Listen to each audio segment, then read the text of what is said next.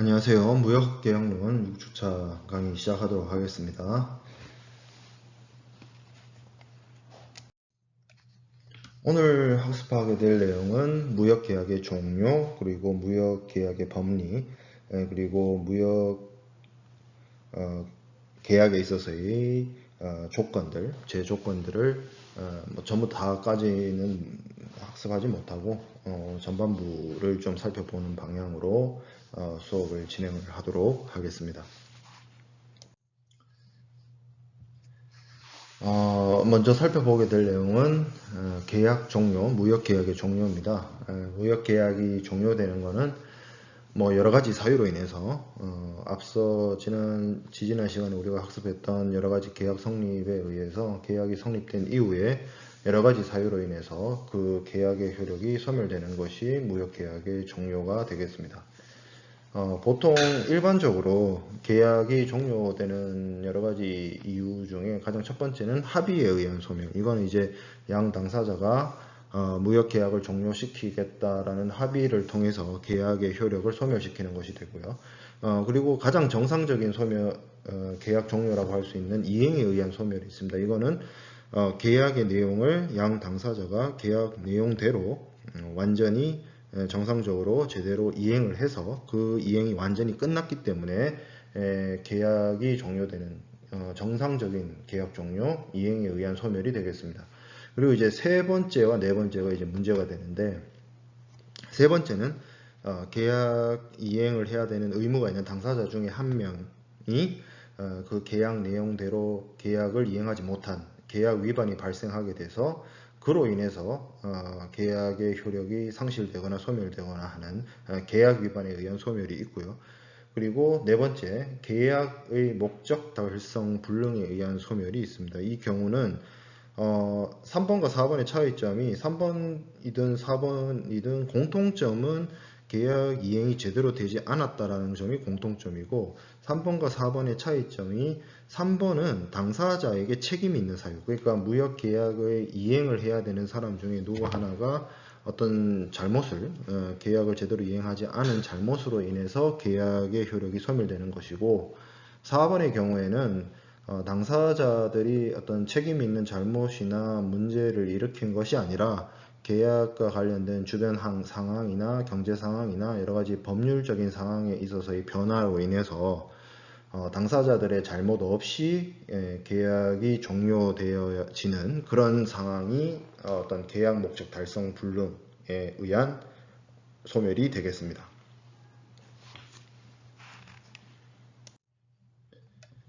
자, 이렇게 간략하게 살펴봤던 내용들에 대해서 좀 자세히 살펴보도록 하겠습니다. 합의에 의한 소멸인데요. 합의에 의한 소멸은 앞서 설명했던 것처럼 당사자들이 자신들이 계약을 체결한 내용을 양 당사자 의사의 합치에 의해서 그 효력을 소멸시키는 그러한 것이 되겠습니다. 물론 이 합의에 의한 소멸이 이루어지게 되면 계약이 정상적으로 이행이 되지 않았다는 사실은 똑같습니다. 앞서 얘기했던 뭐 계약 위반 같은 경우와. 근데 차이점은 일단 당사자들이 합의를 했기 때문에 일단 분쟁이 발생하지 않는다는 점이죠. 이 두 당사자의 의사의 합치에 의해서 계약이 성립됐듯이 이 두 당사자의 의사의 합치에 의해서 이 계약의 효력이 소멸되는 그런 상황을 이야기를 하겠습니다. 첫 번째로 이제 서명 날인에 의한 해제가 있는데, 이 계약 이행과 관련된 부분을 당사자들이 서명, 날인 이런 방식으로 해가지고 더 이상 이제 이 계약을 유효하게 인정하지 않고 그 효력을 소멸시키겠다라는 것을, 그러니까 당사자들의 어떤 권리 의무, 당사자들의 어떤 채권 채무 관계를 포기한다라는 점을 이 서명 날인이라는 행위를 통해서 나타내는 거죠. 그래서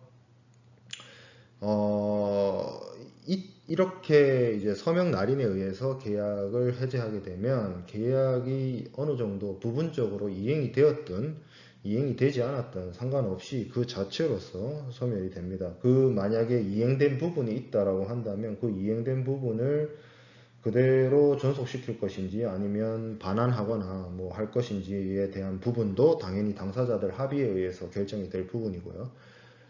두 번째, 대물 변제가 있습니다. 이거는 어떤 사람이 계약 이행을 해야 되는데 계약 이행을 하지 못한 상황이에요. 그러면 이제 계약 위반으로 인한 소멸로 갈 수 있는 문제가 있는데, 그렇게 가지 않고 문제를 그러니까 쉽게 말해서 계약을 제대로 이행하지 않은 사람이 문제를 원활하게 원만하게 해결하기 위해서 상대방에게 그만큼의 어떤 반대급부나 여기서 이제 만족할 만한 약인이라고 되어 있는데, 약인을 쉽게 말하면 이제 반대급부라고 생각하시면 됩니다. 그래서 계약 이행을 안 하고 그 계약 불이행에 대응할 수 있는, 상대방이 만족할 수 있는 어떤 반대급부를 제공함으로 인해서 당사자들 사이의 채권 채무 관계를 원만하게 그렇게 이제 종료시키는 그런 경우가 이제 대물 변제가 되겠습니다.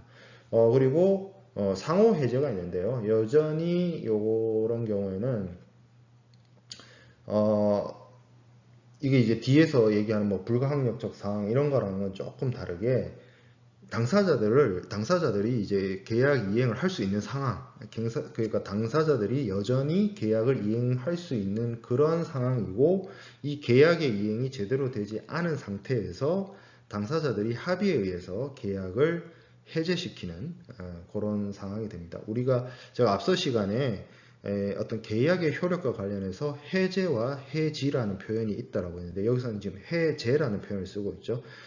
해지는 기존에 그 계약이 있었던 것들을 유효하게 보고 그 해지를 하는 그 순간 이후부터 효력을 상실시키는 게 해지고, 해제는 처음 계약을 체결한 그 시점으로 돌아가서 소급해서 원래부터 계약이 없던 걸로 만드는 게 해제라고 했습니다. 그래서 이 상호 해제를 하게 되면 처음부터 계약의 효력이 없었던 것으로 되돌아가는 거죠. 소급효를 미치는 거죠. 그래서 이렇게 합의에 의해서 원래부터 이 계약이 존재하지 않았던 것처럼 만들어버리는 그런 행위가 되겠습니다. 그렇게 되면 당연히 계약의 효력이 상실되고 원래 해야 했던 당사자들의 어떤 의무나 권리 이런 것들이 면제되는 효력을 발생시키게 되는 겁니다.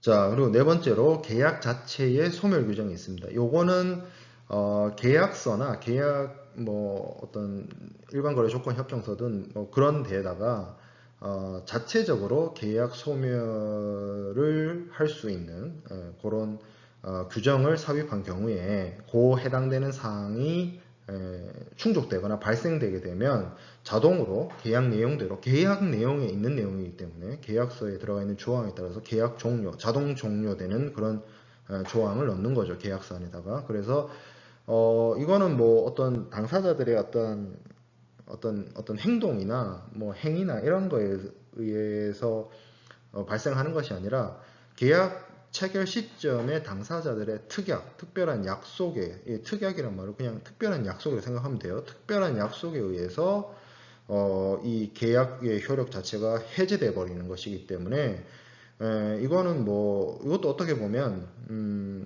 앞서 얘기했던 것처럼 그 특별한 약속 그 자체가 양 당사자의 합의가 되는 것이죠. 그래서 이거는 어떤 법에 의해서 제3자에 의해서 뭐 계약이 뭐 해제되거나 아니면 외부적인 요인이나 외부적인 상황에 의해서 계약이 해제되는 것이랑은 조금 다르다라고 볼 수 있겠습니다.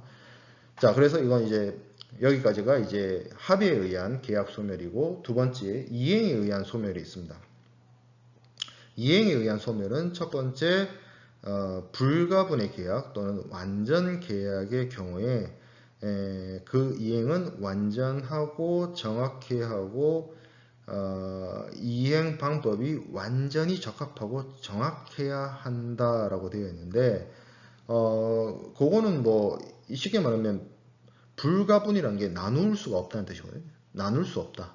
그러니까 계약은 A, B, C, D가 있으면 A, B, C, D를 나눌 수 있는 게 아니라 A, B, C, D 전체가 완전히 정확하게 이행되어야 한다라는 겁니다. 불가분 계약이라는 게.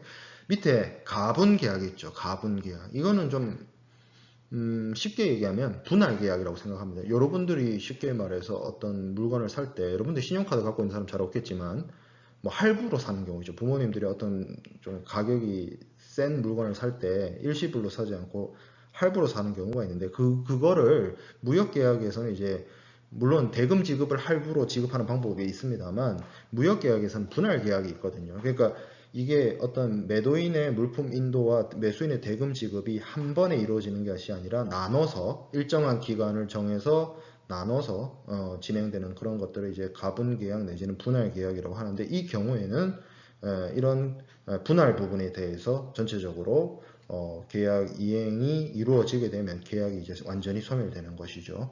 자, 그리고 세 번째 실질적 이행이 있습니다. 계약이 그게 뭐 불가분 계약이 됐든 가분 계약이 됐든 정확하고 완전하게 이행이 되지는 않았지만 찝찝함이 좀 남아있죠. 찝찝함이 좀 남아있지만 실질적으로 이행된 걸로 볼 수 있다는 거예요.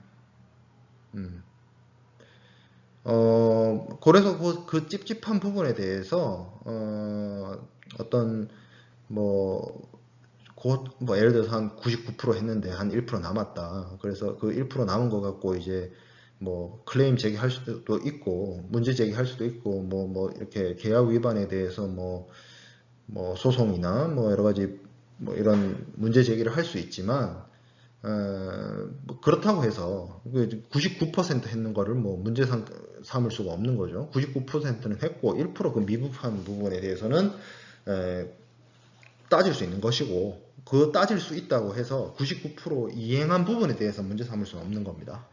그래서 요거는 이제 실질적 이행은 완전하고 정확한 계약 이행이 아니라 조금 뭐 미흡 내지는 미진한 부분이 있다라는 것이고 이렇게 미흡하거나 미진한 부분이 있다라고 해서 상대방이 예를 들어서 99%만 했다고 칩시다. 그렇다고 해서 나도 99%만 해야지 내지는 난 아예 안 해야지 이렇게 할 수 있는 건 아니에요. 내 할 일을 하고 나는 100% 다 하고 상대방이 99%밖에 안 했을 때 그 1%에 대해서 책임을 묻거나 클레임을 제기할 수 있는 것이겠죠. 어찌됐든 이것도 이제 실질적 이행에 해당이 되는 부분입니다. 자, 다음에 여기서부터 이제 문제죠. 계약 위반에 의한 소멸이 있습니다. 계약 위반에 의한 소멸. 계약의 어느 한 당사자가 계약상에 자신의 의무를 제대로 이행하지 않거나 계약 내용을 위반하게 되는 경우에 그 위반한 쪽의 반대편에 있는 사람, 타방 당사자는 계약을 소멸시킬 수 있습니다. 그리고 그 상대방의 계약 위반으로 인해서 발생한 손해를 보상받기 위해서 당연히 뭐 손해배상 청구를 제기할 수 있습니다. 물론 지금 여기 강의 자료나 교재상으로는 손해배상 청구에 대한 그러니까 계약 위반에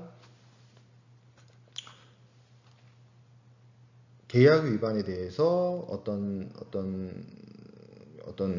이 상대방에게 계약 소멸을 요청하고 손해배상 청구 이런 그림으로 지금 가는 걸로 설명이 되어 있는데요.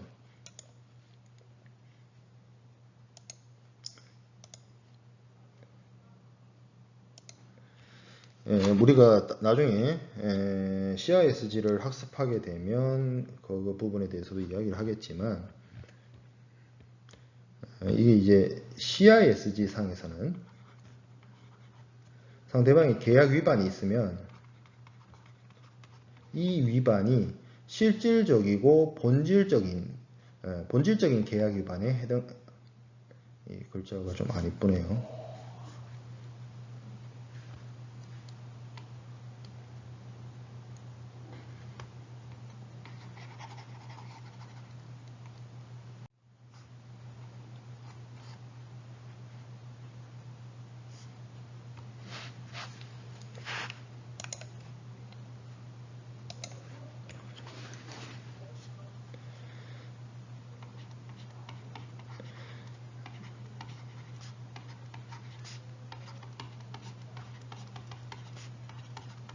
본질적인 계약 위반이 해당이 된다라면 이 상태에서는 이제 계약 해제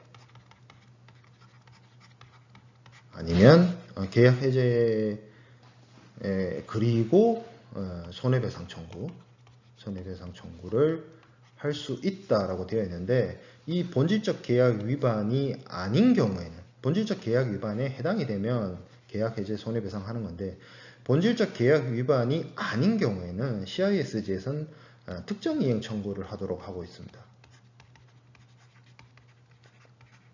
여기서 말하는 특정 이행 청구는 대금 감액이라든지 하자 보완이라든지 대체품 인도 청구라든지 그런 것들이거든요. 그래서 이런 특정 이행 청구를 하도록 하고 있고, 바로 계약 해제, 쉽게 말해서 본질적 계약 위반이면 바로 계약 해제 가능한데, 본질적 계약 위반이 아닌 경우에는 바로 계약 해제가 안 됩니다. 이 특정 이행 청구를 요청하고 상대방이 이런 특정 이행 청구를 하지 않았을 때 계약 해제를 선언할 수 있는 규정으로 두고 있습니다. 그건 어차피 우리가 CISG를 학습을 할 거거든요. 이 무역계약론 수업에서 CISG를 다룰 생각이기 때문에 CISG를 하게 되면 다시 한번 설명을 하도록 하겠습니다.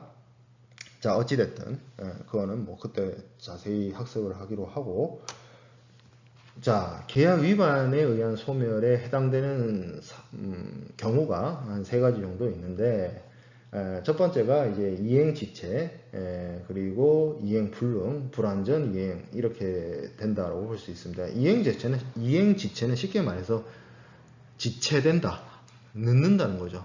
그래서 물품을 늦게 선적한다, 지연 선적. 그리고 선적을 제대로 안 한다, 제때 안 한다, 선적 불이행, 그리고 대금 지급 지연, 돈을 제때 안 준다, 늦게 준다, 이런 경우가 이행 지체가 해당이 되는 것이고, 이행 불능은 어느 한 사람의 잘못으로 인해서, 기책 사유에 있는 잘못으로 인해서 이행이 불가능한 그런 경우와, 어떤 당사자의 잘못이 아닌 이유로 이행 불능, 계약을 도저히 이행할 수가 없는 상황이 나뉘어질 수가 있는데, 이행 불능은 첫 번째 걸 말합니다. 그래서 누구 하나가 잘못한 경우예요. 누구 하나의 잘못으로 인해서 계약을 제대로 이행할 수 없는, 이행 불가능하게 된 상황, 그런 경우를 말하게 되는 것이고, 불완전 이행은 쉽게 말해서 이행을 하긴 했는데 제대로 안 한 거죠. 하면 제대로 해야 되는데 제대로 안 한 거예요. 하긴 했는데 제대로 안 한 거죠. 그래서 물품을 보내는데 품질이 뭔가 좀 떨어진다든지, 수량을 100개를 보내기로 했는데 80개만 보냈다든지, 100만 원을 보내기로 했는데 90만 원만 보냈다든지, 이런 식으로 완전히 제대로 된 이행이 이루어지지 않은 경우가 불완전 이행에 해당이 되겠습니다. 자, 그리고 계약의 목적 달성 불능에 의한 소멸. 제가 앞서 이행 불능에서 그 얘기를 했었죠. 당사자의 잘못으로 인해서 계약이 효력 소멸, 계약에 대한 불이행이 일어나느냐, 아니면 당사자의 잘못이 없는 이유로 인해서 계약 불이행이 일어나느냐, 그게 나뉜다라고 했는데, 이 계약 목적 달성 불능이 쉽게 말해서 당사자의 잘못이 없는 계약 불이행입니다. 그래서 계약이 체결된 후에 당사자들, 물건을 파는 사람과 물건을 사는 사람, 당사자들 사이에서 예측하지 못했고 판단할 수 없었던 어떤 상황들의 변화로 인해서 계약이 제대로 달성한 것이 불가능해지는 그런 경우, 그렇게 되면 당사자들 사이에서 존재했던 권리 의무에서부터 면책이 되고, 그리고 그 두 사람 사이에서 법률적 관계를 형성시켰던 계약은 자동적으로 소멸하게 됩니다. 이게 이제 계약의 목적 달성 불능이고, 이런 경우가 있나요? 예상 외의 사태 변화, 코로나19 사태가 쉽게 말해서 예상 외의 사태 변화죠. 그렇기 때문에 그로 인해서 제대로 된 계약 이행이 불가능하다. 코로나19로 인해서 해외로 출국이 어렵다. 그래서 어떤 외국으로 가기로 했던 그런 계약들 다 취소되고, 그거는 이제 내가 잘못한 거 아니잖아요. 내가 질병을 만들어낸 것도 아니니까. 그런 경우는 당사자의 기책 사유가 없는 이행 불능 상태가 되는 것이겠죠. 그래서 이런 것들이 계약의 효력을 소멸시키는 사유에 해당이 된다라고 볼 수 있겠습니다. 그 다음 보게 될 내용은 무역계약의 법리입니다. 이것도 뭐 무역계약의 종료만큼 뭐 그렇게 길게 설명할 내용까지는 아닌 것 같고요. 여러분들이 이제 좀 생소하거나 어렵게 접근할 수 있는 단어나 용어들이 많이 있기 때문에 그걸 이제 좀 정리를 하고 넘어가는 걸로 하겠습니다. 자, 먼저 보게 될 내용은 명시조항과 묵시조항입니다. 명시조항이라고 하는 것은 당사자들이 서로 합의해가지고 계약에 삽입한 그런 조항을 의미합니다. 따라서 명시조항은 계약서에 인쇄되어 있거나 타이핑되어 있거나 스탬프, 도장에 찍혀 있거나 아니면 핸드라이팅, 수기로 기타 방법으로 쓰여 있는 것, 눈에 보이는, 물리적으로 이렇게 보이는 그런 내용들이 이제 적혀 있는 조항에 해당이 된다. 계약서에 눈에 보이는 그런 뭐 1항, 2항, 3항, 4항 그렇게 적혀 있는 거 있죠. 그걸 말하는 거고, 묵시 조항은 어떤 계약서상에 양 당사자의 합의에 의해서 내용을 적어 놓지는 않았어요. 그런 내용이 있진 않아요. 근데 어떤 법이라든지 계약서에는 굳이 쓰진 않았지만 그 두 사람 사이의 법률 관계를 규율하는 뭐 중거법이라든지 아니면 국제 규칙이라든지 국제법이라든지 그런 거에 의해서 규정되고 규율되는 내용들, 아니면 굳이 이게 법이 아니더라도 그 업계나 그 당사자들이나 아니면 그 뭐 어떤 산업 전반에 걸쳐서 널리 통용되고 널리 인지되고 널리 알려져 있는 간습.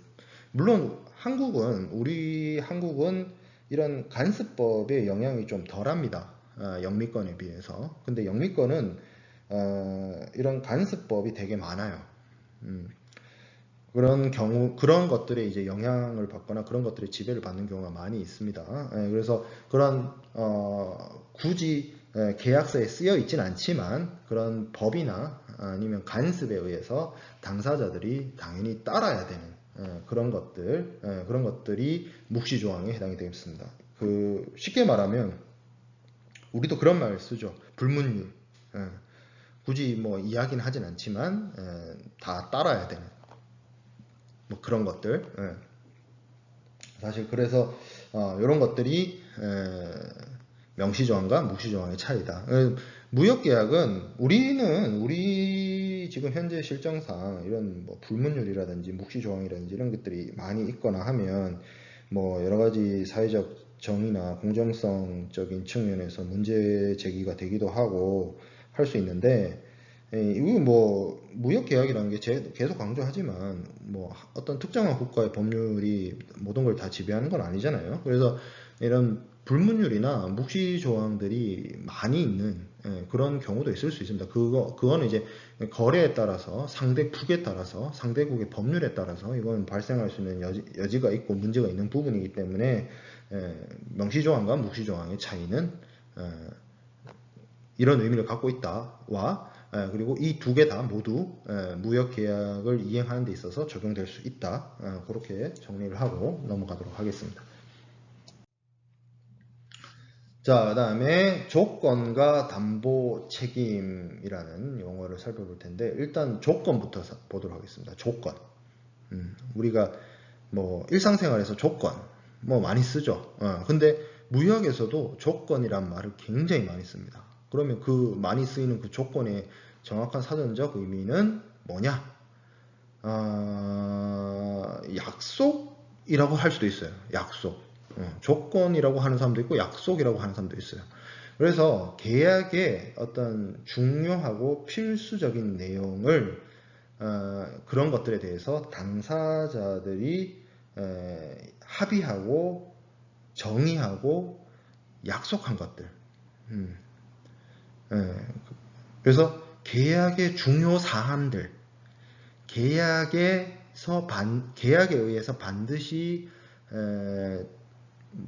확인되어야 되고 반드시 이행되어야 되고 반드시 충족해야 되는 것들, 그게 이제 조건에 해당이 된다라고 할 수 있겠습니다.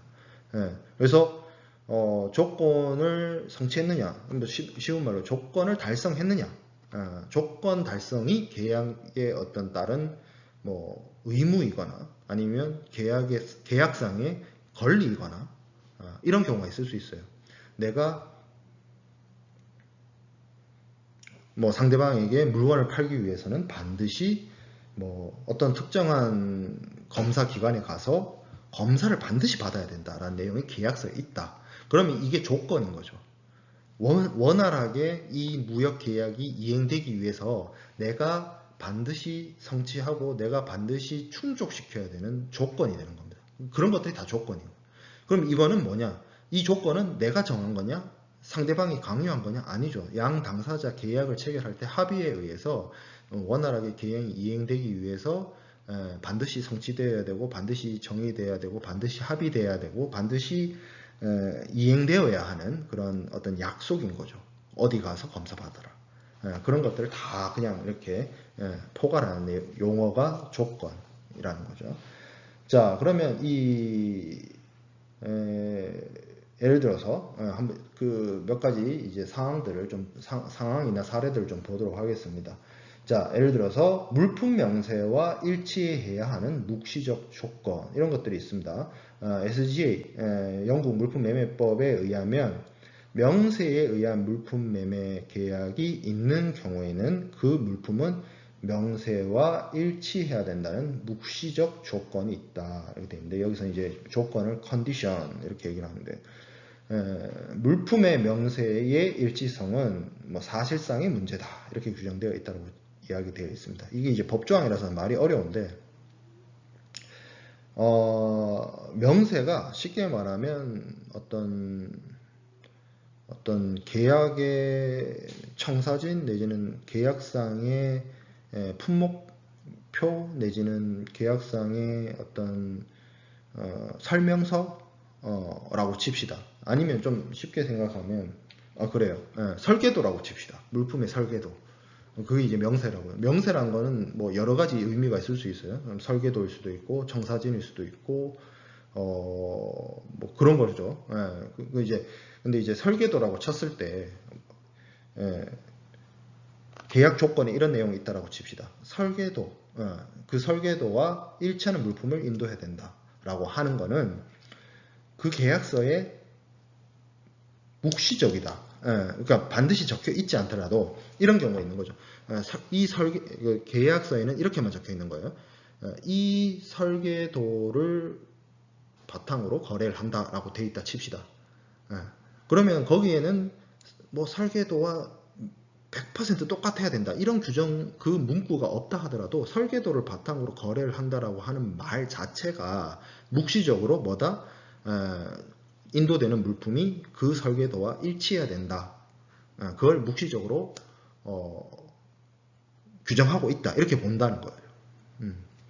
그래서 명세서에 의해서, 명세서는 제가 앞서 얘기했던 것처럼 설계도가 될 수도 있고 청사진이 될 수도 있고 물품에 대한 상세 설명이 될 수도 있고 어찌됐든 그건데 어떤 거래 대상이 되는 물품에 대해서 자세하게 설명되어 있으면 그 자세하게 설명되어 있는 게 충족되어야 될 것이고 설계도가 제공되고 있으면 그 설계도와 일치되어야 될 것이고 아니면 뭐 청사진이 제공되고 있으면 그 청사진과 뭐 완전히 일치해야 될 것이고 그런 것들을 묵시적으로 조건, 그러니까 묵시적으로 성취해야 되는 약속이다라는 겁니다.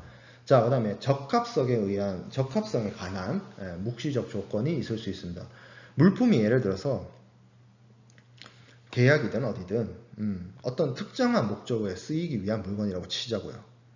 그래서 물건을 사는 사람이 물건을 파는 사람한테 나는 이 물건을 사가지고 어떤 용도로 쓸 것이다 라고 이야기를 했어요. 그리고 그것에 대해서 뭐 어떤 만들어주는 물건을 파는 사람도 오케이 내가 그 용도에 쓸 수 있게끔 만들어줄게 라고 했는데 그 용도에 못 써요. 만들어진 물건이 최종적으로 매수인에게 인도된 물품이 그런 용도로 쓸 수가 없어요. 그러면 그거는 묵시적 조건, 물품의 적합성에 대한 물적 적합성이라고 하거든요. 이것도 CISG 가서 다시 이야기를 하게 되겠지만 물적 적합성에 대한 위반인 겁니다. 그렇죠? 그래서 이거는 사실 이런 걸로 만약에 물건을 사는 사람이 물건을 만든 사람을 문제를 삼으려면 좀 더 구체적으로 이야기를 해야 돼요. 나는 이 물건을 너한테 사는데 이 물건은 내가 어떤 용도에 쓸 것이다. 그러면 그 용도에 맞게끔 만들어 달라라는 그러한 어떤 조건 이런 것들을 내걸어야 되는 거죠. 그래서 물적 적합성, 만들어진 물건이 사용자의 사용 의도를 충족시켜야 된다라는 것들이 이제 적합성에 관한 묵시적 조건이 해당이 됩니다.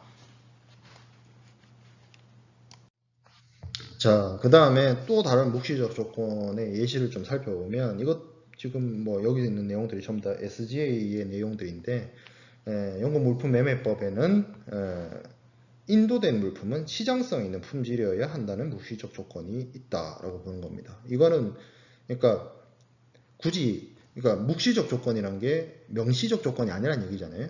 계약서에 쓰여 있지 않다는 거잖아요. 그렇다 하더라도 물품이 최소한 매도인에서 매수인으로 넘어갔을 때 매수인 입장에서 시장성이 있어야 된다는 거예요. 물건으로서 팔 수 있는 정도의 품질은 기본적으로 어느 정도 갖추고 있어야 된다는 거죠. 굳이 계약서에 쓰여 있지 않더라도. 그죠? 그게 이제 시장성 있는 품질에 관한 묵시적 조건이 해당이 되고요. 자, 네 번째, 소유권에 대한 묵시 조건이 있을 수 있습니다. 소유권에 대한 부분은 지난 시간에 조금 뭐 설명을 드렸었는데, 사실 소유권에 대한 부분이 뭐 이렇게 좀 내용이 좀 어렵죠. 지난 시간에 했던 소유권 유보, 소유권 분리 뭐 이런 내용들이 했었는데, 자, SGA에서는 뭐라고 얘기하고 있냐면 매도인은 매매, 물건을 팔고 사는 매매의 경우에는 물품 판매권을 가지고 있어야 하고, 매매의 합의, 물건을 팔고 사는 것에 대한 합의의 경우에는 소유권이 이전할 때 물품 판매권을 가지고 있어야 한다는 묵시적 조건이 규정되어 있다라고 되어 있습니다. 여기서 말하는 거는 물품을 팔 수, 그러니까 좀 쉽게 얘기할게요. 물건을 파는 사람은 이 물건, 그 A라는 물건이 있다고 칩시다. A라는 물건을 파는 매도인이에요. 그럼 이 매도인은 기본적으로 굳이 명시적으로 언급하지 않더라도 이 A라는 물건을 매수인한테 팔 수 있는 권리를 가지고 있어야 된다는 얘기예요. 물론 SGA에서는 여기 영어 표현도 나오지만 그 소유권이라는 표현을 쓰지는 않습니다. 오너십이라는 이런 표현이 등장하지는 않지만 물건을 팔 수 있는 권리가 있어야 된다라고 얘기를 하고 있어요. SGA에서. 그래서 그리고 이 물품을 팔 수 있는 권리를 매도인이 가지고 있다라고 계약서에 쓰지 않아도 이거는 지금 묵시적 조건으로서 반드시 매도인이 가지고 있어야 되는 겁니다. 굳이 언급하지 않아도 가지고 있어야 된다 이 말이에요. 그게 이제 소유권에 대한 묵시적 조건이고, 다섯 번째 시기에 대한 약정이 있습니다. 이것도 똑같이 SGA 조항인데 대금 지급 시기를 제외하고 시간에 관한 약정은 계약 조항에 따라서 계약의 필수일 수도 있고 아닐 수도 있다라고 되어 있습니다. 예를 들어서 물품 인도에 관한 시기는 계약의 필수로 할 수 있다 이렇게 되어 있습니다. 자, 그러면 대금 지급 시기를 제외하고 그럼 대금 지급 시기를 제외하고 무역계약 이행과 관련해서 시간을 정하는 것이 있느냐? 대표적으로 물품의 선적 시기 내지는 물품의 인도 시기가 해당이 됩니다. 뭐 아니면 물품의 하자 통지 시기, 아니면 물품의 검사에 대한 시기. 그러니까 시간을 정하는 거, 매도인과 매수인 간의 시간을 정하는 거에 있어서 이거를 계약 조항에 따라서 계약의 필수로 정할 수도 있고 아닐 수도 있다는 거죠. 근데 보통 이건 이제 시기에 관한 약정에 대해서 이거는 굳이 언급하지 않아도 되는 조건으로서 묵시조항으로도 볼 수 있지만 보통의 많은 계약들이 시간에 대한 부분을 언급하지 않으면 분쟁이 발생할 여지가 있기 때문에 되도록이면 시간이나 시기를 정하는 경우가 많이 있죠. 많이 있다는 거지 무조건 한다는 건 아니에요. 뭐 굉장히 말이 어려울 수 있는데 여러분 듣는 입장에서는 그러니까 이 시기를 정할 수도 있고 안 정할 수도 있다는 말은 반드시 당사자 합의에 의해서 못 박을 수도 있고요. 언제까지 해라, 어느 날 한다. 아니면 우리가 지난 시간에도 얼핏 봤지만 왜 그런 경우 있었잖아요. 최소 기간 내지는 합리적인 기간, reasonable time 이런 식으로 정할 수도 있다는 거예요. 둘 다 가능합니다. 그리고 이 둘 다 가능하다는 것도 묵시적 조건이에요. 그래서 이건 시기를 정하는 것에 있어서는 할 수도 있고 안 할 수도 있다. 근데 지금 제외되는 게 있죠. 대금 지급 시기. 저 대금 지급 시기는 무조건 정해집니다. 이거는 이거는 안 정하고 이럴 수 없어요. 왜? 대금 지급이야말로 매수인의 가장 중요한 의무이기 때문에 저거는 반드시 정합니다. 저게 안 정해져 있으면 매매 계약으로서 문제가 있을 수 있어요. 돈을 언제 줘도 상관없다. 이러면 문제가 있는 거죠. 그렇죠? 그런 규정들이 SGA에 주로 나와 있습니다. 자, 그 다음에 보게 될 내용은 담보 책임입니다. 담보 책임. 이거는 조건과 굉장히 유사하고 비슷한 개념을 가지고 있습니다. 그 담보 책임을 경우에 따라서 여러 가지로 번역할 수 있지만 보통 워런티 이렇게 번역하는 경우가 많이 있거든요. 여러분들이 아마 가장 많이 만나는 워런티는 보증서일 겁니다. 보증서. 어떤 물건을 샀을 때 그 상품에 대한 어떤 품질이나 AS와 관련된 보증서 같이 많이 보게 되죠. 그 워런티의 개념이 담보 책임에 해당이 되는데 앞서 살펴봤던 조건, 컨디션 이것도 약속이고요. 이 담보 책임, 워런티도 약속입니다. 둘 다 그 매도인과 매수인 사이에 무역 계약을 진행하는 과정 속에서 이루어지는 확인되는 입증되는 약속이에요. 성취해야 되는 약속입니다.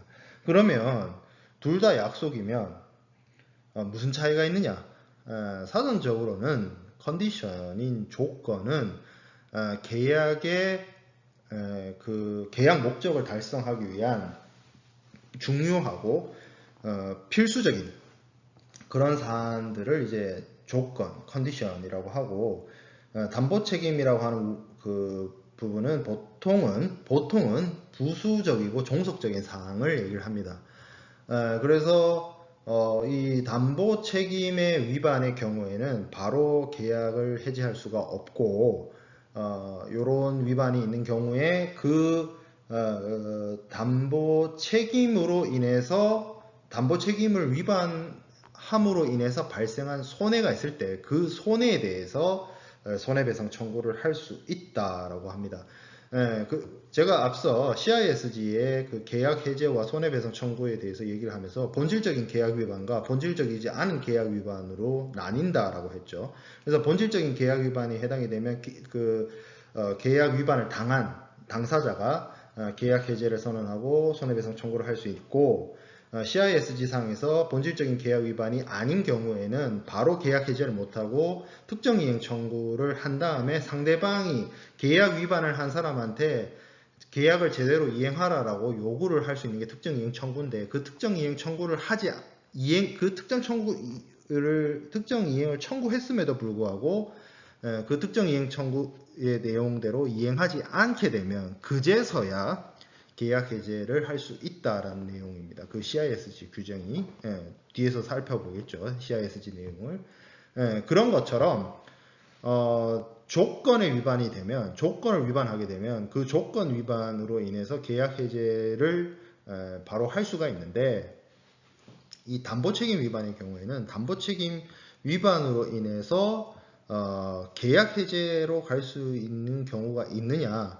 사실 여러분들이 지금 단계에서 이런 예외까지 학습을 하는 건 조금 어렵긴 한데 원칙적으로는 담보 책임은 그냥 그 담보 책임 위반으로 인해서 발생한 손해를 상대방에게 손해배상 청구할 수 있다 이 정도인데 아주 경우에 따라서는 담보 책임 위반의 경우에도 책이나 강의 자료랑 좀 다르게 계약 해지할 수 있는 경우들이 더러 있습니다. 특히 해상보험이나 이쪽에 가보면 그건 여러분들이 헷갈리지 않는 정도에서 그냥 그런 게 있구나 정도. 그리고 이제 조건과 담보 책임의 차이 정도.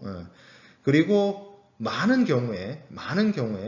책들이나 많은 경우에 있어서 이 조건이나 담보 책임을 구분하지 않고 쓰는 경우도 있어요. 머리 아프죠 진짜. 이거를 뭐 용어를 헷갈려서라기보다는 뭐 그걸 특별히 구분하지 않는 그런 경우도 있긴 있습니다. 뭐 어찌됐든 조건도 약속이고 담보 책임도 약속이다. 자, 그 다음에 무명 조건 있습니다. 무명 조건. 계약상의 조건도 아니고 담보 책임도 아닌 계약 조건입니다. 이거를 뭐 다른 말로 여기 나와 있는 것처럼 중간 조건 뭐 이렇게 얘기하기도 합니다. 이러한 무명 조건의 특징은 계약 위반으로 그 계약이 깨지는 경우, 계약 위반의 경우의 정도가 어느 정도의 성질이냐, 그리고 어느 정도 중요하냐에 따라서 달려있는 그런 조건입니다. 그래서 이거는 뭐라고 할까요? 요것도 어떻게 보면 약속은 약속인데 꼭 조건이나 담보 책임처럼 꼭 지켜야 하는 약속이냐, 아니면 뭐 해도 그만 안 해도 되는 그런 약속이냐, 뭐 그 정도로 나눠서 설명할 수 있을 정도예요. 그리고 경우에 따라서는 이 무명 조건이란 것도, 중간 조건이란 것도 이 중간 조건 때문에 문제가 발생하고 계약 위반이 성립돼서 뭐 계약 해제되고 이런 경우도 있기 때문에 지금 여기 강의 자료에 있는 내용은 말 그대로 사전적인 정의다. 사전적인 정의로서 이해를 하면 될 것 같아요.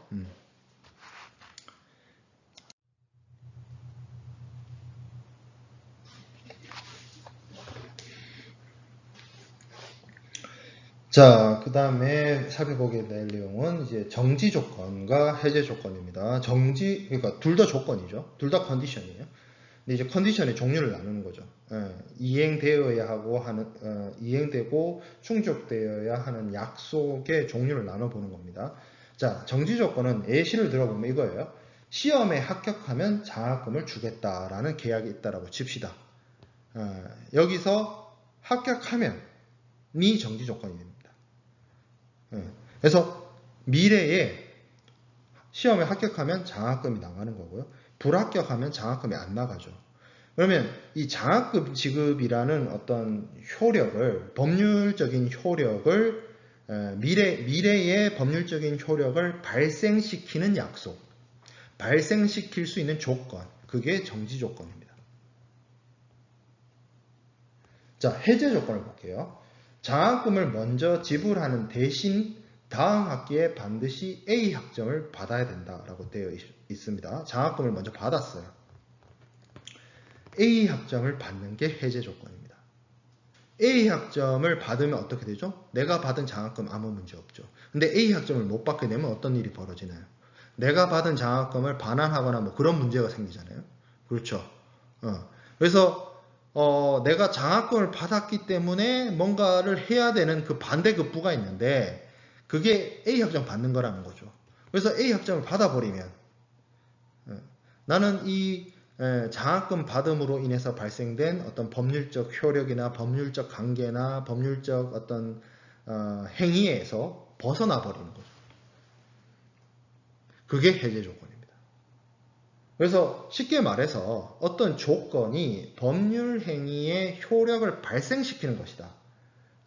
뭘 하면 뭘 하게 해주겠다. 뭘 하면 어떻게 된다. A를 하면 B를 해주겠다. 이런 식으로 어떤 법률 행위의 효력을 발생시키도록 만드는 게 정지 조건이고요. 반대로 장래에 있을지도 모르는 사실, 내가 뭐 B를 받는다든지 C학점을 받는다든지 이런 사실이 법률 행위의 소멸에 의존하게 되는 경우를 해제 조건이라고 합니다. 그래서 내가 A 학점 받아버리면 아무 문제 없는데 B를 받거나 C를 받아버리면 아주 문제가 생기는 그런 경우, 그런 것들이 해당이 되겠죠. A 받으면 아무 문제 없이 법률적 관계가 끝나고 이제 B와 C의 경우를 B학점, C학점, D학점 이렇게 받아버리면 내가 받은 그 장학금을 되돌려줘야 되는 문제가 생겨나버리는 그러한 것을 해제 조건 이렇게 보면 되겠습니다. 효력 소멸, 효력 발생 그런 부분이 차이점으로서 이해되면 될 것 같아요. 자, 그래서 무역계약의 법리에 대한 부분까지 살펴보았습니다.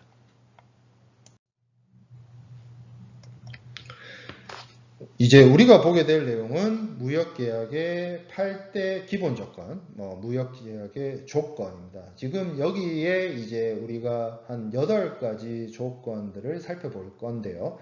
이 조건들은 우리가 앞서 살펴봤던 컨디션에 해당이 됩니다. 그래서 계약, 무역계약이니까 무역계약에 있어서의 컨디션인 거죠. 그래서 무역계약의 컨디션이기 때문에 이 무역계약의 아주 필수적이고 아주 중요한 사안들, 양 당사자, 매도인, 매수인이 반드시 충족시켜야 되고 반드시 이행해야 되는 어떤 의견, 견해, 진술, 사실, 그런 것들이 이 무역계약의 조건에 해당이 됩니다. 이러한 사안들은 반드시 계약이나 계약서에 이런 내용들이 포함이 되게 되는 것이고, 우리가 앞서 명시조건, 묵시조건 이런 것들을 공부를 했었는데, 대체적으로 이 무역계약의 조건들은 나중에 사후에 분쟁이 발생할 우려를 대비해서 대체적으로 명시적으로 계약서나 일반거래조건협정서나 이런 곳에 명확하고 구체적으로 기술하는 것이 바람직합니다.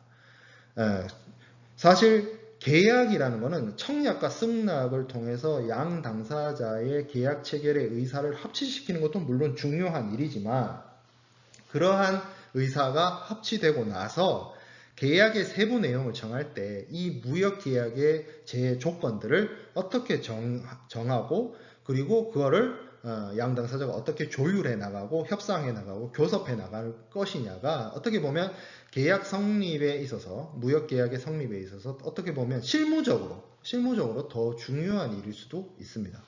그래서 이 무역계약의 조건에 대해서 살펴볼 텐데, 사실 이 부분은 여러분들이 무역상무론, 국제상무론 시간에 학습을 한 부분도 있을 것이고요. 아니면 국제상무론 수업을 듣지 않았다라고 한다면 처음 접하는 경우도 있게 됩니다. 그래서 그런 상무론을 이미 학습한 친구들은 이제 복습하는 개념으로 국제상무론을 아직 수강하고 있지 않거나, 아니면 국제상무론과 지금 무역계약론을 같이 수강하는 친구들은 이제 같이 이제 살펴가면서 학습을 하면 되고, 그리고 이 무역계약의 조건이라는 게 좀 잘 알아두면 좋은 게, 무역계약의 이행과 관련해서 우리가 종속계약에서 대금 결제라든지 국제운송이라든지 아니면 해상보험이라든지 아니면 무역계약 종료나 상사중재, 소송, 이런 무역계약의 종료와 관련된 그런 내용들을 전반적으로 다 다룰 수밖에 없어요. 왜냐하면 이 계약서니까. 이 계약서대로 무역계약이라는 게 성립, 이행, 종료라는 단계가 있다라고 치자면, 이 무역계약을 성립하는 단계에서 실질적으로 양 당사자가 어떻게 계약을 이행할 것인가를 정하는 것이기 때문에 무역계약 이행과 관련된 전반적인 내용을 이 무역계약 조건에서 규정할 수밖에 없거든요. 그러니까 이 무역계약 조건을 잘 정하는 것이 중요하고, 그리고 이 무역계약 조건에는 무역계약 이행과 관련된 모든 사안들이 정해질 수밖에 없다는 거죠. 자, 하나하나씩 보도록 하겠습니다. 자, 먼저 살펴보게 될 내용은 품질 조건입니다. 품질에 대해서 이제 결정을 하는 거죠. 그 매매 계약의 대상이 되는 물품의 품질은 어떤 것이 되느냐, 품질을 어떻게 결정을 할 것이냐라는 거죠. 자, 첫 번째가 견본매매입니다. 견본매매. 무역 거래에서 가장 널리 이용되고 있는 방법 중에 하나입니다. 뭐 하는 거예요? 매매 거래 대상이 되는 물품의 샘플을 보내고 받아서 이걸 바탕으로 물품의 품질을 정하는 방식입니다. 자, 그 다음에 두 번째, 표준품 매매가 있습니다. 표준품. 자, 보통 샘플을 만든다는 것은 공산품, 공장에서 대량으로 생산해내는 물품은 샘플이 가능해요. 왜 그러냐면, 제가 지난 시간에 초코파이 얘기를 들었는데, 어차피 초코파이는 공장에서 똑같은 공장에서 찍어내는 그 똑같은 초코파이는 어제 만든 초코파이든 오늘 만든 초코파이든 내일 만든 초코파이가 다 똑같은 초코파이예요. 품질이 똑같아요. 맛도 똑같고 불량품이 아니라면. 그렇기 때문에 뭐예요? 공장에서 쭉 대량 생산되는 것 중에 하나만 보내줘도 나머지 공장에서 만들어진 물건의 품질을 알 수가 있죠. 그러니까 샘플 보내주는 거예요. 그럼 샘플대로 만들어 달라. 이게 가능한 거죠. 공산품은 가능해요. 근데 공산품이 아닌 애들이 문제죠. 그런 경우에는 표준품이라는 것을 이용합니다. 농산물처럼 주로 이제 농산물, 자연에서 얻어지는 물품의 경우에 공장에서 대량 생산되는 것이 아니기 때문에 이 농산물의 경우에는 그 농산물의 어떤 재배를 하는 그 육성하고 이제 재배를 하는 과정 속에서 여러 가지 외부적인 요인, 기후적인 요인 뭐 이런 걸로 인해서 품질이 동일하지가 않아요. 쉽게 말해서 초코파이는 공장에서 찍어내기 때문에 크기가 똑같잖아요. 근데 가수원에서 만드는 사과는 사과마다 크기가 다릅니다. 모양도 다르고 그렇잖아요. 그러니까 샘플이 있을 수가 없죠. 이런 경우에는 스탠다드한 거. 예를 들어서 한 해 생산된 사과 중에서 가장 이 전체 한 해 그 가수원에서 생산된 사과를 대표할 만한 애. 그래서 이 대표를 보면 전체 그 가수원의 품질이 대충 어떻겠구나 추정해 볼 수 있을 정도로 대표. 그런 식으로 거래를 하는 거예요. 그러니까 대표니까 그 전체 가수원에서 생산된 사과를 대표하는 애니까 그 가수원의 전체적인 품질이 생산품의 품질이 어떻겠구나 추정해 볼 수는 있지만 이게 대표품이니까 대표하는 애니까 샘플이 아니라 대표품이니까 얘보다 작을 수도 있고 클 수도 있는 거예요. 실제 제품은. 그런 차이가 있는 겁니다. 그런 차이. 그렇기 때문에 샘플은 그 실제 물품이 인도됐을 때 그 샘플과 실제 인도 물품 간의 품질 차이가 그렇게 크지 않아요.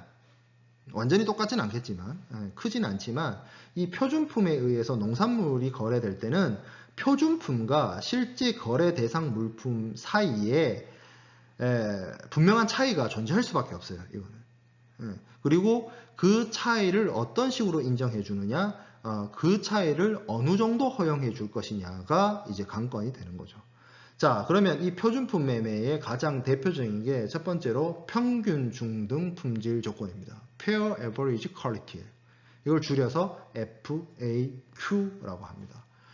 곡물이나 과일 중에서 농산물 중에 농산물에 주로 사용되는 품질 조건인데 그 어떤 쉽게 말해서 그 계절, 제가 아까 말한 것처럼 그 가수원의 그 시즌에 나온 전체 사과에 있어서 약간 에버리지한 정도. 에버리지가 뭐예요? 평균이죠, 평균. 그러니까 평균치예요. 평균치가 한 이 정도 되더라 라는 겁니다. 그럼 그 평균치니까 이 평균보다 조금 작은 애도 있고 조금 큰 것도 있고 그거 다 용납이 되는 거죠. 왜? 얘가 샘플이 아니라 평균이니까. 그렇게 평균을 가지고 품질을 정하는 게 평균 중등 품질 조건 Fair Average Quality FAQ가 되겠습니다. 두 번째로 보게 될 조건은 판매 적격 품질 조건입니다. 그래서 GMQ 뭐 이렇게 얘기를 하는데 이거는 쉽게 말해서 매수인이 물건을 산 다음에 그 자기 판매 시장에서 팔 수 있을 정도는 돼야 되지 않느냐. 물건을 팔 정도의 어떤 품질은 돼야 되지 않느냐. 이겁니다. 그게 이제 GMQ고요. 그 다음에 이제 보통 품질 조건이 있습니다. USQ 이렇게 얘기를 하는데 주로 원면의 거래, 그러니까 그 면 옷의 원재료가 되는 모카에서 채취된 그 솜이죠, 솜 일종의 원면, 커튼, 그 거래에서 사용되는 조건인데 그것을 이제 커튼을 검사하는 공인된 검사기관이나 공인표준기관에 의해서 보통 품질이다. 이거는 보통은 정도 된다. 라고 인정받는 그 정도의 품질을 기본으로 결정하는 조건이 보통 품질 조건 USQ가 되겠습니다. 자, 그 다음에 명세서 매매가 있습니다. 명세서 매매. 제가 앞서 이제 명세에 대한 묵시 조건 이런 거 말씀을 드렸는데요. 기계류나 선박, 의료기구와 같이 좀 물품이 크거나 아니면 납품하는 데 있어서의 어떤 제조 기간이나 이런 것이 뭐 많이 걸리거나 이런 경우에는 기본적으로 견본을 쓰기가 어렵기 때문에 그 물품의 구조라든지 물품의 성능이라든지 물품의 스펙이라든지 이런 것들에 대해서 상세하게 기재되어 있는 명세서 뭐 설계도가 될 수도 있고 카탈로그가 될 수도 있고 상품의 상세한 설명서일 수도 있고 이런 것들을 통해서 이루어지는 매매. 이걸 보고 거래하는 거. 그게 이제 명세서 매매가 될 거고요. 자, 상표 매매는 말 그대로 그 물품이나 제품의 브랜드가 어떤 품질의 기본이 되는, 기준이 되는 그런 거래를 상표 매매라고 합니다. 뭐, 그래서 뭐 말 그대로 뭐 삼성, 애플, 이런 거 자체가 이제 하나의 어떤 품질 기준이 돼버리는 그런 경우를 상표 매매라고 이야기합니다. 자, 그 다음에 규격 매매가 있습니다. 규격 매매. 이거는 물품의 규격이 글로벌하게 통일되어 있거나 아니면 어떤 수출국이나 수입국 내에서 어떤 법적으로나 공적으로 규격화되어 있는 제품의 경우에는 그 규격에 맞춘 제품을 요구하거나 거래하는 그런 경우가 해당이 될 거고요. 점검 매매는 물건을 사는 매수인이 실제 그 물품을 거래 대상 물품을 검수를 하고 그리고 거래가 이루어지는 그런 경우를 이제 점검 매매라고 이야기를 합니다. 자, 그러면 이렇게 품질을 이렇게 정하는데 품질의 어떤 결정 시기를 좀 살펴보면 품질의 결정 시기를 정하는 거는 크게 봤을 때 선적 품질 조건이 있고 양육 품질 조건이 있어요. 선적 품질 조건이라고 하는 거는 물품을 판매하는 매도인이 물품을 국제 운송에 임하게 하기 위해서 물품을 선적할 때 그 선적 시점에 품질을 양 당사자, 매도인과 매수인 사이에서 계약에서 정하는 겁니다. 그러니까 물품을 선적할 때 품질이 이래야 된다라고 정하는 게 선적 품질 조건이고요.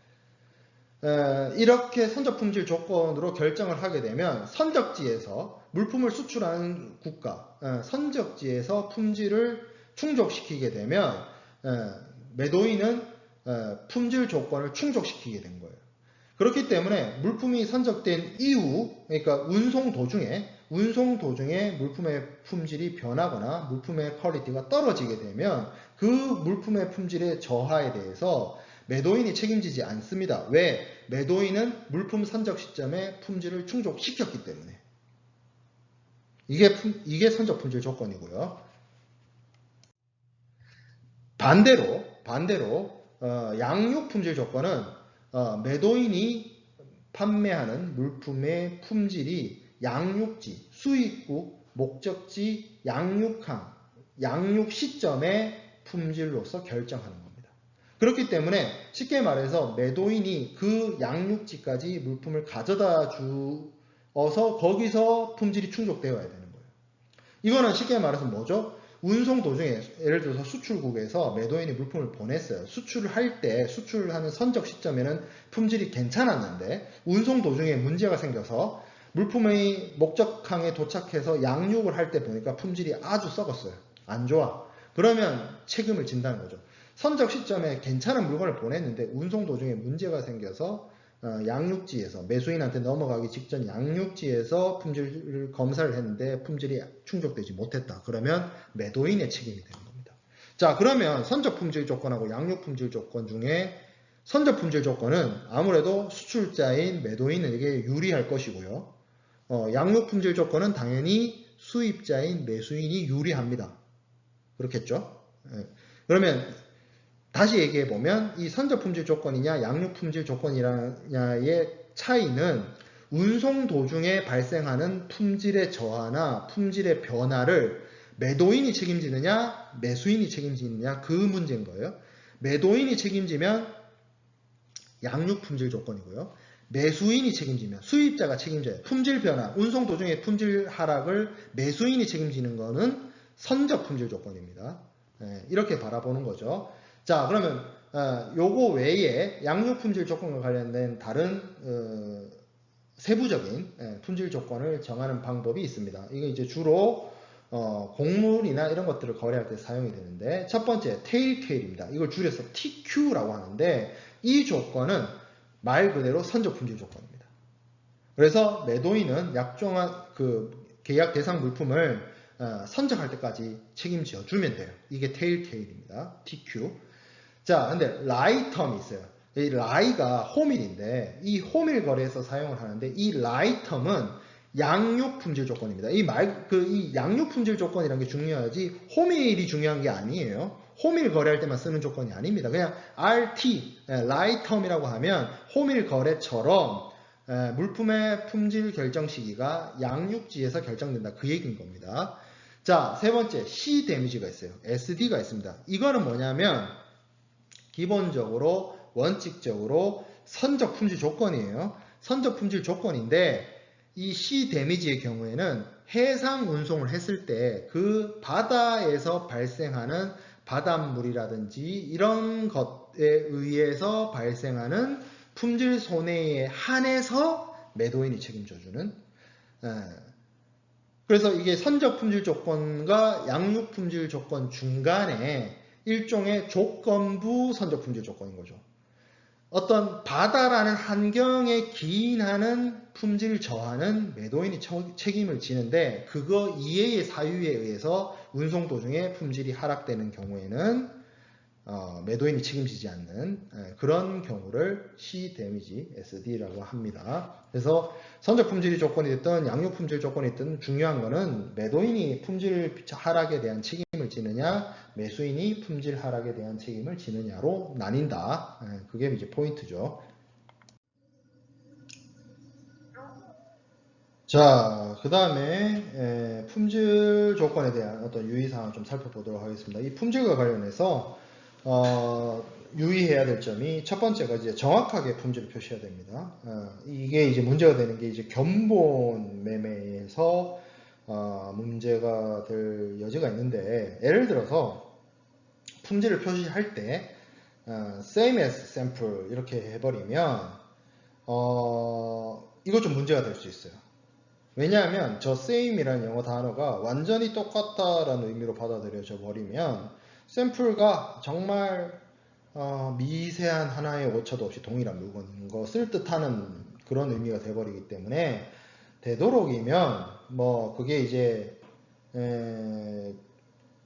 정말 뭐 어떻게 보면 그럴 수 있죠. 공장에서 정말 하나의 정말 뭐 0.00001의 오차도 없는 그런 물품을 대량 생산해내는 경우라면 문제가 되지 않겠지만, 그렇지 않다라고 한다면 이거는 문제의 소지가 있을 수 있는 표현이라는 거죠. 그래서 되도록이면 similar to sample, 그러니까 샘플하고 유사하다, 이런 표현을 쓰는 게 분쟁을 막을 수 있다라는 겁니다. 이거를 근데 사실 이걸 또 문제 삼으면 그것도 일종의 하나의 어떤 계획 클레임이거나 마켓 클레임에 해당되는 부분일 수도 있기 때문에 어찌됐든 뭐 주의해서 사용되어야 된다라는 점이고, 자, 그리고 두 번째, 품질 불량 시에 검사 기관의 검사 증명에 대한 부분입니다.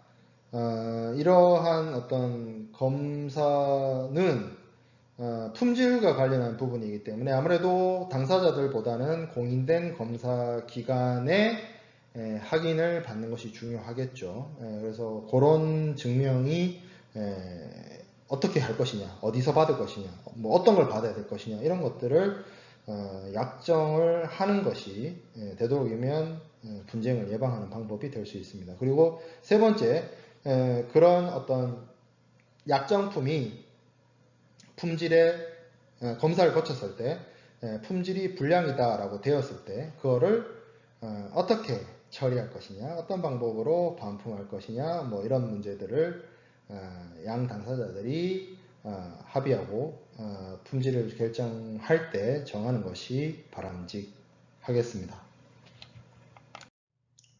자, 그 다음에 살펴보게 될 내용은 수량 조건입니다. 수량 조건, 수량에 대해서 정해지는 조건인데, 물품의 어떤 성질에 따라서 중량, 용적, 부피, 용적은 부피죠, 개수, 포장, 길이, 면적 이런 것들로 이제 구분을 하게 됩니다. 수량도 마찬가지로 품질처럼 그 숫자의 물품의 개수에 대해서 선적 시점에 정할 것이냐, 양육 시점에 정할 것이냐의 문제가 있어요. 그래서 선적 수량 조건으로 결정을 하게 되면 운송 도중에 숫자가 줄어드는 거. 그러니까 선적지에서 숫자를 채웠으면 운송 도중에 숫자가 줄어드는 것에 대해서 매도인이 책임지지 않는 것이죠. 매수인의 책임이 되는 것이고, 다시 얘기해서 매도인한테 유리한 조건이 됩니다. 근데 양육 수량 조건은 뭐예요? 선적시에 몇 개였는지가 중요한 게 아니라 양육지에서 몇 개이냐가 중요한 조건이기 때문에 운송 도중에 숫자가 줄어드는 것에 대한 책임이 매도인에게 있고, 그렇기 때문에 이 양육 수량 조건의 경우에는 매수인, 수입자가 유리한 조건이 되겠습니다. 이러한 수량을 검증하는 방법은 선적지 또는 양육지에서 마찬가지로 이 품질하고 똑같아요. 승인된 어떤 검사기관이라든지 공인된 검수검량 업자에 의해서 검수검량을 받고요. 거기서 나오는 어떤 증명서를 통해서 입증을 할 수 있습니다. 이게 수량이 줄었는지 늘었는지, 특히 뭐 개수야 뭐 이걸 분간하는데 크게 문제되지 않지만, 뭐 액체나 기체나 아니면 가루, 아니면 무포장 화물, 대량 화물의 경우에는 이런 검수 검량이 매우 중요한 이슈가 되겠죠. 그래서 이런 거와 관련해서 이제 분쟁이 발생할 여지가 있는 것들이 뭐냐면, 특히 무포장 화물, 벌크 화물의 경우에는, 이제 벌크 화물이라고 하는 것은 포장하지 않은 상태로 운반되는 물건을 말합니다. 대표적으로 곡물이라든지 아니면 이제 석탄이라든지 철광석이라든지 목재, 뭐 아니면 석탄, 뭐 석유, 이런 것들이 돼요. 이런 것들, 유류, 이런 것들. 그래서 이런 것들을 이제 벌크 화물, 사람을, 대량 화물 이렇게 얘기하는데, 이런 것들은 포장되어 있지 않는 상태로 운송을 하게 되기 때문에 운송 도중에 이 숫자가 준다든지 중량이 준다든지 하는 것이 비일비재하게 발생할 수 있습니다. 가루 같은 경우에 곡물이라고 치면 이 가루가 아주 작은 입자로 이루어져 있기 때문에 조금의 뭐 바람이나 이런 걸로 인해서 날아갈 수도 있고요. 이게 예를 들어서 기름이다, 뭐 석유 중에서 휘발유다 라고 하면 휘발유에 가지고 있는 성격으로 인해서 운송 도중에 조금씩 휘발되어서 그 어떤 양이 감소되는 그런 경우가 빈번하게 발생합니다. 왜냐하면 운송이란 게, 해상 운송이란 게 장기간 오랜 시간에 걸쳐서 이루어지는 과정이다 보니까 이런 물품의 수량이나 중량이 줄어들거나 하는 수량이나 중량의 변동이 당연히 발생할 수밖에 없고요. 그래서 이거를 어떻게 받아들일 것이냐에 대한 부분이 있는 것이죠. 첫 번째가 가부적 용인 조항을 설정하는 것이 가장 좋습니다. 가하다, 초과되는 경우, 부족하다, 적어지는 경우죠.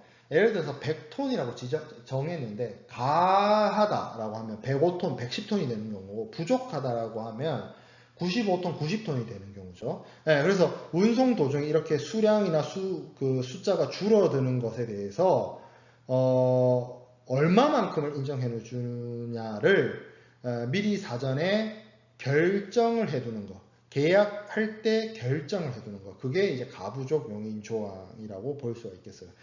특히 이런 석탄이라든지 석유라든지 이런 사람을, 벌크 카고를 거래하는 매매계약의 당사자들은 계약서에 이런 것들을 미리 삽입을 해가지고 분쟁을 미연에 방지하는 게 바람직합니다.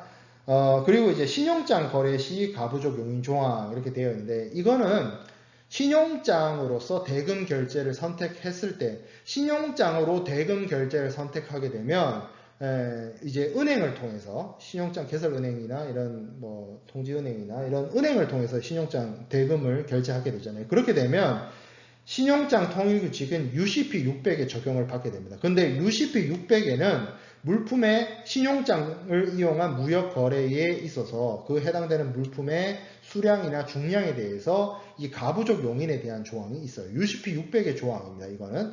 그래서 뭐라고 되어 있느냐, 상품의 수량이나 단가 앞에 약 대략이라는 의미의 about, circa, nearly, approximately라는 표현이 들어가 있으면 10%를 초과하지 않는 정도 한에서 늘거나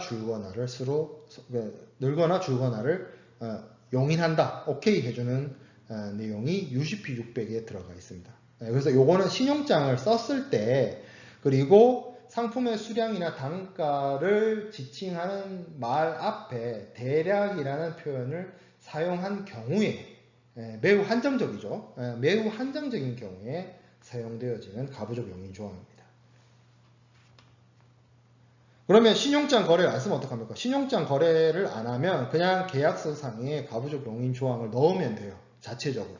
UCP 600의 규정, 그러니까 반갈로 2번은 UCP 600에서 비롯된 것이고, 반갈로 1번은 UCP 600이고 뭐고 상관없이 그냥 매도인과 매수인 사이에 계약을 체결할 때 우리가 취급하는 물건 자체가 운송 도중에 수량이 늘거나 줄거나 할 수 있는 여지가 크니까 계약서에 이런 내용을 넣자 해서 계약서에 삽입을 한 조항, 그걸 통해서 가부적을 어느 정도 허용해주는 그런 내용이 되겠습니다. 자, 그 다음에 살펴볼 것은 가격 조건입니다. 물품의 가격을 어떻게 할 것이냐는 건데, 가격과 관련해서 이슈가 두 가지가 있어요. 첫 번째가 통화입니다. 통화. 그러니까 각국이, 우리가 무역 계약이고 무역 거래라는 게 일반적인 국내 거래랑 다른 점이 서로 다른 나라에 위치하는 사람 사이에서 거래라고 했죠. 이 서로 다른 나라 사람 사이의 거래는 물론 EU처럼 통일된 화폐, 유로화라는, 유로를 쓰는 나라들 사이에서는 다른 나라에 있다 하더라도 화폐가 같을 수 있죠. 그런 경우도 있습니다만 기본적으로 서로 다른 나라라고 한다면 사용하는 통화가 다르죠. 한국은 원화를 쓰고, 일본은 엔화를 쓰고, 중국은 위안화를 쓰고, 미국은 US 달러를 쓰고, 뭐 이렇게 화폐가 다르잖아요. 그러면 계약을 체결할 때 어떤 나라 화폐를 통해서 어떤 나라의 통화로 결제를 하느냐라는 거죠. 왜? 예를 들어서 US 달러로 거래를 하기로 했다라고 치는데 그 대금 지급 시기가 예를 들어서 한 달 뒤다. 한 달 뒤에 정해진 금액만큼의 US 달러 화폐를 지불을 해서 결제를 한다고 쳤을 때 지금 시점에서의 원화와 US 달러 사이의 환율과 한 달 뒤에 원화와 US 달러의 환율이 다를 수 있다는 거죠.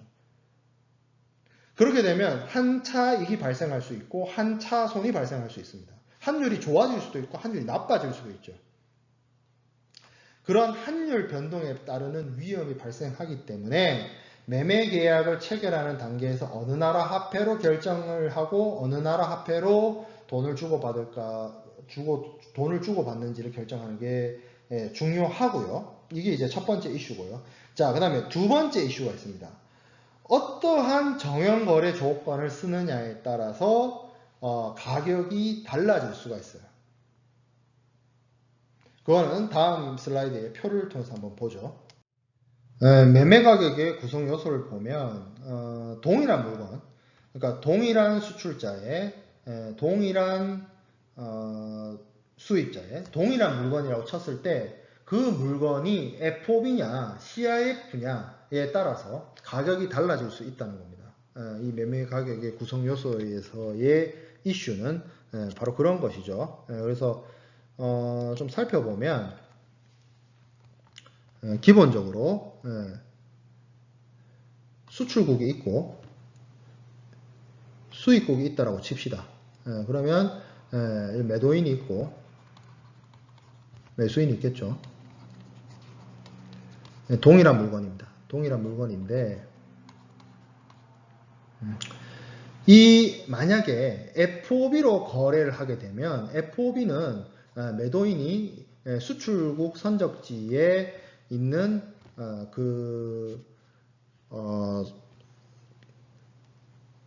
본선에 선적항에서 본선에 본선 적재를 함으로써 인도가 이루어지거나 아니면 그렇게 되어 있는 물품을 조달하는 것으로 되어 있죠. 그렇게 거기까지 비용을 부담합니다. 그러다 보니까 FOB 조건에서 들어가는 비용이라는 게 기본적인 물품의 생산원가 그리고 뭐 어떤 금융 차입을 했다라고 치면 발생하는 금융비용 이런 것들이 있는 것이고 운송비가 있는데 이 운송비는 기본적으로 국내에서의 운송이에요. 국내에서 운송.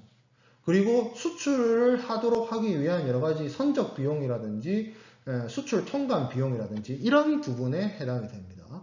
이런 부분에 해당이 되다 보니까 여기다가 FOB라고 하면 FOB를 통해서 거래를 한다라고 치면 이렇게 발생하는 비용에다가 플러스 알파로서 매도인의 이윤을 더해서 FOB 가격이 형성이 되는 것이죠. 근데 만약에 동일한 물건을 CIF로 거래한다고 치자면 CIF라는 게 기본적으로 여기 있는 운임과 보험료를 매도인이 부담을 하죠. 매수인이 부담하는 게 아니라 매도인이 부담을 합니다. 그래서 쉽게 말해서 여기까지 가는 데 있어서의 운임과 보험료가 매도인의 부담으로 들어간다는 거예요. 그러면 FOB를 할 때, FOB로 팔았을 때, 이렇게 생각해 볼게요. 여기 생산원가가 40, 운송비용 뭐 한 20, 금융비용 한 20, 여기다가 이윤 한 20, 그러면 예를 들어서 100이죠. FOB 가격이라고 100이라고 쳤는데, 운임이 또 한 여기 한 10이 들고, 해상보험료가 또 10이 든다라고 칩시다. 그러면 여기 이렇게 매도인 입장에서 매도인이 부담해야 되는 추가 비용이 10 이렇게 늘었는데 물건을 CIF로 거래를 하더라도 똑같이 100원 받으면 되겠어요? 안 되겠어요? 안 되겠죠, 당연히. 내가 이렇게 여기 10도 추가적으로 부담하고 여기 10도 추가적으로 부담하면 똑같은 물건을 CIF로 팔면 FOB일 때 100이었던 물건이 CIF에서는 120이 돼야 되죠. 이 비용들이 다 어떻게 돼야 돼요? 전가돼야 되겠죠. 전가. 내가 비용을 떠넘겨야죠. 내가 매도인이 매수인을 위해서 운임보험료를 대신 내준다 해서 진짜 생판으로 내 주머니의 돈으로 나가는 게 아니라 그렇게 지불되는 운송비용과 보험료의 비용 부담을 가격에 전가할 수밖에 없습니다. 그렇기 때문에 동일한 수출자, 동일한 수입자의 동일한 물건이라 할지라도 FOB를 선택하느냐, 정형거래 조건을 FOB를 선택하느냐, CIF를 선택하느냐에 따라서 가격이 달라질 수밖에 없어요. 그 얘기를 하는 거죠, 지금. 그 이슈인 겁니다. 그 이슈. 자, 그 다음에 볼 거는 이제 선적 조건입니다. 선적 조건. 선적이라고 하는 거는 여러 가지 의미가 있을 수 있어요.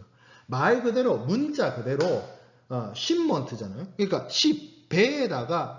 배에다가 화물을 적재하는 거, 그걸 이제 선적이라고 하는 아주 사전적인 의미가 있고요. 무역에서 선적이라고 하는 거는 이게 무역의 종속적인 종속 계약으로서의 국제 운송이 해상 운송만 있는 게 아니죠. 복합 운송도 있을 수 있고 항공 운송도 있을 수 있고 육상 운송, 도로나 철도 운송도 있을 수 있고 아니면 페덱스나 UPS 같은 특송 업체를 이용한 특별 운송, 특송 쿠리어라고 하는 그 특송 업체를 통한 운송도 있을 수 있어요. 어찌됐든 선적이라고 하는 거는 기본적으로 사전적 의미에 더해서 육상 운송, 항공 운송, 도로 운송, 철도 운송, 해상 운송의 운송 수단에 물품을 적재하는 거, 그거를 다 선적이라고 합니다. 그래서 본선 적재, 로딩 온 보드, 저건 배에 실는 걸 말하죠. 발송, 보내는 거, 말 그대로 보내는 걸 말하는 거고, 운송을 위한 인수, 운송을 위한 인수는 보통 복합 운송인이 운송을 공하기 위해서 물품을 매도인 송환으로부터 받았다, 이런 뜻으로 많이 쓰이거든요. 아니면 우편 수취, 저건 뭐예요? 국제 운송으로 물품을 보낸 거죠. 그죠? 그리고 입수, 그러니까 픽업했다. 화물을 픽업한 날짜. 어찌됐든 그게 운송수단과 상관없이 물품을 운송수단에 적재했다, 보냈다, 발송했다, 그 의미로서 쓰이는 겁니다.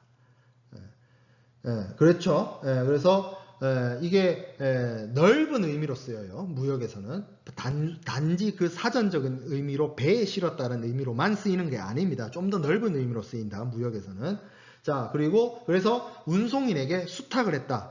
실제로 수출자이자 매도인이자 송화인이 물건을 보내는 사람이 운송인에게 물건을 운송을 맡겼다. 이런 의미로 쓰인다는 거죠. 자, 그러면 이 선적 조건에 있어서의 중요한 이슈는 언제 보낼 거냐는 거죠. 언제 선적할 거냐는 거예요.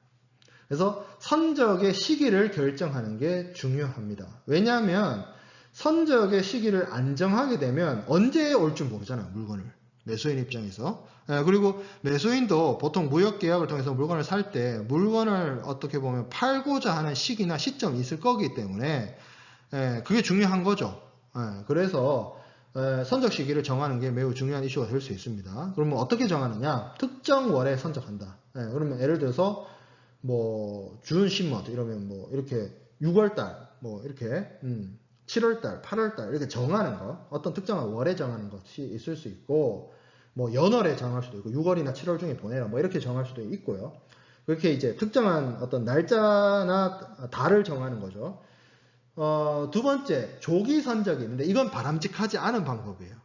뭐냐면 이것도 이제 UCP 600에 있는 규정입니다. 제6차 신용장 통일규칙이 UCP 600이고 이 UCP 600 3조에 무슨 내용이 있냐면 prompt, immediately, as soon as possible, ASAP 이런 식으로 선적 시기를 정하지 말라는 얘기입니다. 그렇게 선적 시기를 정하면 그렇게 정한 선적 시기는 신용장 거래에서 무시하겠다 이런 뜻이거든요. UCP 600의 취지는.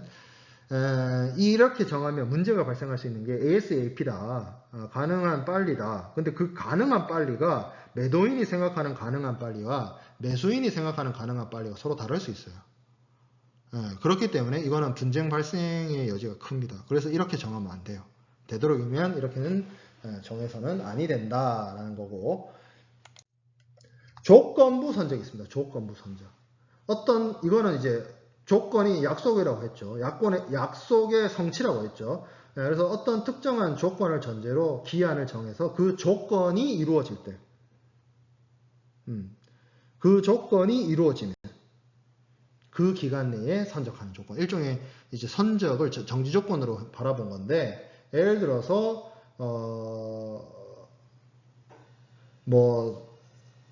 매도인이 신용장을 여기 나와 있는 것처럼 5월 15일 날 뭐 받았다. 그러면 이제 선적해라. 5월, 그러니까, 매도인이 신용장, 레터 오브 크레딧, LC를 5월 15일 날 뭐까지 뭐 받았다. 그러면 5월이나 6월 중에 선적해라. 그러면 이거죠. 내가 그러니까 매도인이 신용장을 받은 게 하나의 정지 조건이 되는 거죠. 그렇게 되면 이제 선적을 해라. 이런 식으로 정하는 방식이 조건부 선적이 되겠습니다. 자, 분할 선적도 있어요. 분할 선적. 이거는 어떤 매도인이 보내는 물품을 한 번에 선적하는 것이 아니라 나눠서 부분으로 파셜로 이렇게 쪼개서 선적하는 그런 경우입니다. 이거는 이제 이렇게 할 거면 보통 계약서나 이런 거에 그 분할의 횟수나 이런 부분을 정해서 하는 것이 좋습니다. 자, 그리고 환적이 있는데 환적은 운송수단을 갈아타는 걸 말해요. 운송수단 갈아타는 게 무슨 문제가 될 수 있느냐. 이게 예전에는 운송수단이나 이런 것이 선적수단, 뭐 이런 물품의 하역, 장비 이런 것들이 좋지 않을 때는 어떤 A라는 선박에서 B라는 선박으로 갈아타기 위해서 물품을 다시 내리고 다시 실는 과정 속에서 물품이 파손되거나 할 여지나 우려가 컸습니다. 그래서 되도록이면 한적을 안 하는, 한적을 피하는 경향이 있었어요. 그래서 만약에 물건을 받는 매수인 입장에서 한적을 하는 것이 꺼림직하다 그러면 한적을 금지시키거나 매도인한테 이런 조건들 걸기도 했었습니다. 그런데 이제 최근에 들어와서는 운송수단이 좋아지고 특히 컨테이너라는 하나의 어떤 운송 용기가 사용됨으로 인해서 컨테이너가 가져온 운송수단이나 운송의 어떤 혁신이나 변화가 매우 크거든요. 그래서 이 부분에 있어서의 의미로 인해서 한적을 금지하거나 하는 이런 이슈는 좀 요즘에는 크진 않아요. 그래서 한적을 되도록이면 이제 뭐 크게 문제 삼지 않는 방향으로 특히 복합 운송에 있어서는 왜냐하면 복합 운송은 여러 운송 수단의 결합이기 때문에 그 부분에 있어서는 뭐 크게 문제 삼지 않는 그런 식으로 범위를 확대하고 있습니다. 자, 그 다음에 이제 선적 시기와 관련해서 불가항력 조항이 들어갈 수 있습니다. 이거는 이제 우리가 앞에서 봤던 이행 불능이 아니라 계약 목적 달성 불능에 대한 문제인 거예요. 이건 매도인이나 매수인의 책임이나 기적 사유가 아니라 외부적인 그러니까 비욘드 컨트롤, 매도인이나 매수인이 알지 못했고 통지 못한 그런 사항으로 인해서 선적이 불가능하게 되었을 때는 매도인의 어떤 선적 의무를 면제하거나 유예하거나 하는 그러한 내용들을 계약서상의 불가항력 조항에 기재를 해가지고 이런 사안이 발생했을 때 양 당사자의 권리 의무나 어떤 채권 채무 관계를 정리를 하는 면제를 하는 그런 내용들을 보통 불가항력 조항에 넣게 됩니다. 불가항력 조항에 대해서 프러스트레이션, 이행 불능이나 불가항력과 관련해서는 거의 이번 학기 수업 끝날 때쯤에 더 자세하게 우리가 학습을 하도록 하겠습니다. 자, 이렇게 해서 이번 주 수업을 이제 마치도록 하겠습니다. 자, 이제 다음 주에는 이제 오늘 학습하지 못한 무역계약의 나머지 조건들, 거기는 이제 제가 보험이 있기 때문에 보험과 관련해서 좀 뭐 이제 뭐 특히 이야기할 것들이 있고 해서 그거는 이제 하고 그걸 이제 다음 주에 수업을 진행을 하고 그리고 이제 인커텀스를 좀 보려고 해요. 제가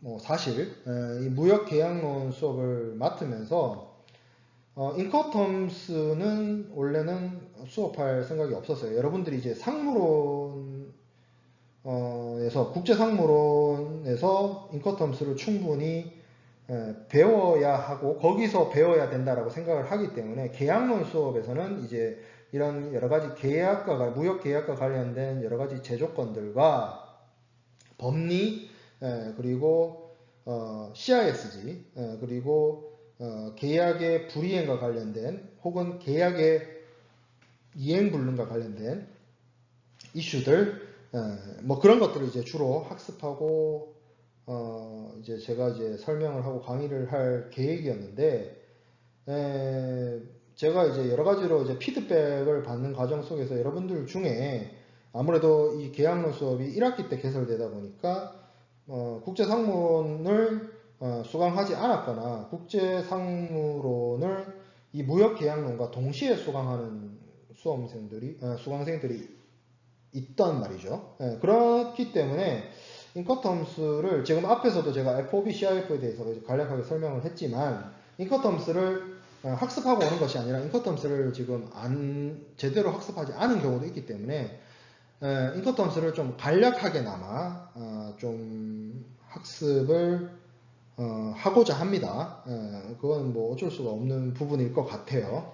그래서 그걸 하고 그리고 또 한 가지 해야 되는 이유가 또 있어요. 이게 인커텀스가 지난 그러니까 학기 내지는 작년에 2019년도에 무역 상무론 그러니까 국제 상무론 수업을 들었다 하더라도 그때는 여러분들이 주로 인커텀스 2010을 학습했을 가능성이 크죠.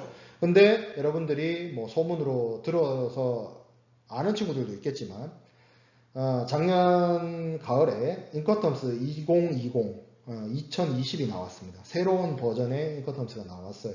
그래서 작년이나 지난 학기에 국제상무론 수업을 들었다 하더라도 인커텀스가 개정돼 버렸기 때문에 이 개정 사안에 대해서 알아둘 필요가 있다는 거죠.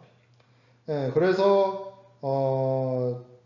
아마 뭐 평소에 제가 처음에 이 강의 계획서를 짜고 수업을 준비를 하는 과정 속에서는 인커텀스를 강의할 생각이 없었으나 지금 돌아가는 상황이나 이런 것들을 봤을 때 인커텀스를 안 할 수가 없기 때문에